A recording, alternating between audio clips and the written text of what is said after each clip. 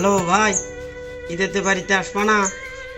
আমাদেরকে কেনাকাটা করে দিবা না? ও আচ্ছা, তাই? ও আচ্ছা, রাখি।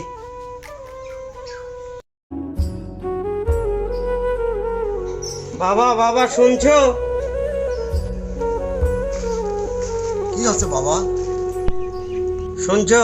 বড় ভাইকে কাছে ফোন দিছিলাম, সে তার কাছে টাকা চাইলাম ঈদের মার্কেট করার জন্য। সে তো টাকায় দিলই না। তাহলে আমরা কি করব বাবা? এবার কি ঈদে কেনাকাটা করব না?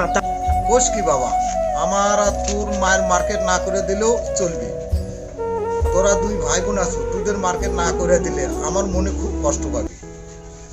বাবা তুমি আমাদের নিয়ে চিন্তা করতেছো?